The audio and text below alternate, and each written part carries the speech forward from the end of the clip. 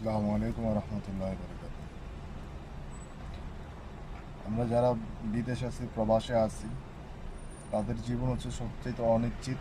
তাদের ভবিষ্যৎ বলতে কিছু নাই। তারা জানে, যারা প্রবাসে আছে তারা জানে যে তাদের জীবন কিভাবে যায়, তাদের জীবনের মূল্য কি সে নিজেও জানে না। দুনিয়াতে আইসে, বাবা মা যতদিন পড়াশোনা করানো কাম করাইছে, তারপর হচ্ছে যে কর্ম লাইফে বিদেশ। যারা বিদেশে গেছে বা যারা বিদেশমুখী, যারা বিদেশে কিছু একটা করবে চিন্তা ভাবনা করে আইছে, কিছু করতে পারে, কিছু করছে, কিন্তু তারা কখনো জীবনে সুখী হয় না বা সুখ পায় না। তারা মৃত্যুর আগ পর্যন্ত সেই একটা চাপা কষ্ট বা দুঃখ কষ্ট, সেটা সে মৃত্যুর আগ পর্যন্ত নিয়ে থাকে। আর আপনার মৃত্যুর আগ পর্যন্ত এই দুঃখ কষ্ট আপনার ফ্যামিলি কখনো এটা শেয়ার করবে না। আপনারটা আপনার নিজেরই সেটা করতে হবে। তো আমাদের উচিত, যারা আছি, যারা প্রবাসে,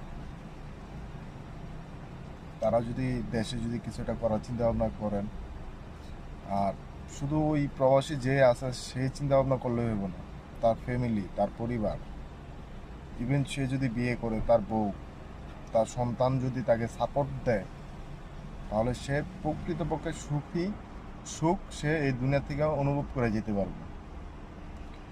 দুনিয়াতে একটা লোকের হায়াত কত বছর? 60 বছর, 70 বছর, 80 বছর, 100 বছরই ধরলাম। বাংলাদেশে তো 100 বছর নাই এখন, বর্তমানে 55, 40, 45, 55 এরকম আর কি, বা 60 বছর ধরেন। আপনি 100 বছর, তো আপনি 100 বছরের ভিতরে আপনি জীবনে কি পাইছেন? আপনি 20 বছর, 25 বছর আপনি আপনার পড়াশোনার লাইফ হ্যান ত্যান করতে করতে আপনার জীবন শেষ। তারপর হচ্ছে যে আপনি কর্ম লাইফে ঢুকলেন, 30-35 বছর গিয়ে বিয়ে শাদী করলেন। তারপর হচ্ছে যে আপনি এবার আপনার সুখটাই কোথায়? সুখ নেই ভাই।